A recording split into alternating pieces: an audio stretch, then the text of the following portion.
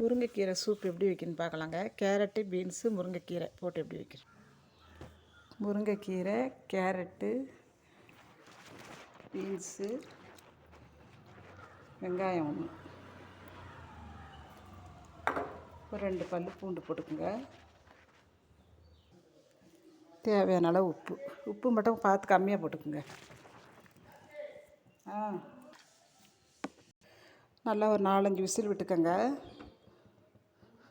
விட்டு அதை நல்லா இருத்துட்டு நம்ம கொஞ்சம் இந்த காயெல்லாம் அரைச்சி வடிகட்டி சூப்பராக இருக்கும். குழந்தைங்களுக்கும் கொடுக்கலாம். இறக்கும்போது கொஞ்சம் பெப்பர் போட்டுக்குங்க. கொஞ்சம் போல் மஞ்சத்தூள்,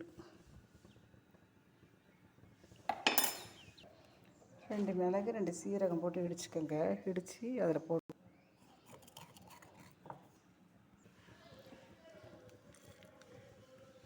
மிளகு தூள் இருந்தால் போட்டுக்குங்க. ஒரு 2 ஸ்பூன் கார்ன் பவுடர் போட்டுக்குங்க. நல்லா கலக்கிட்டு அதில் ஊற்றணும். நல்லா கொதிச்சோன்னு இந்த மாதிரி குழச்சிக்குங்க.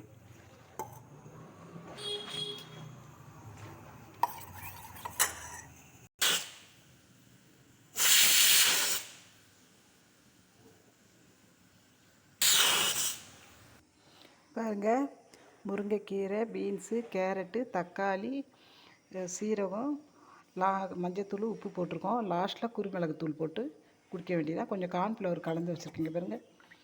இது இன்னும் ஒரு முறை நம்ம கொதிக்க வச்சுட்டு அந்த காயெல்லாம் அரைச்சிட்டு இதை கொதிக்க வச்சு அதில் ஊற்றணும். பாருங்கள், பார்த்தீங்களா, அது வடிகட்டிட்டோம். இப்போது இந்த சத்தெல்லாம் இதில் இறங்கிடுச்சு.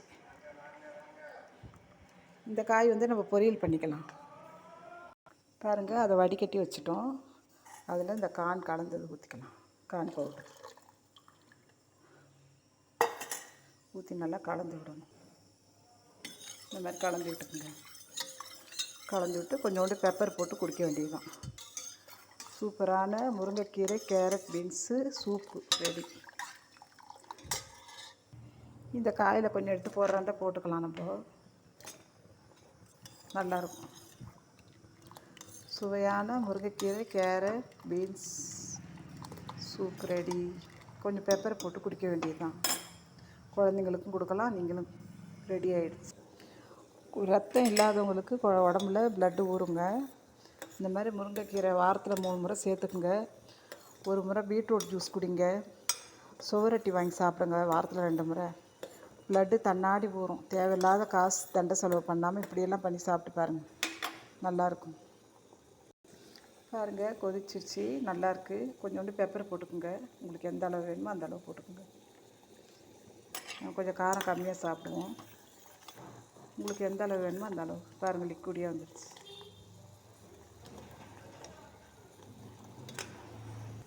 சுவையான சூப்பு ரெடி. எப்படி இருக்குன்னு சொல்லுங்கள் சாப்பிட்டு.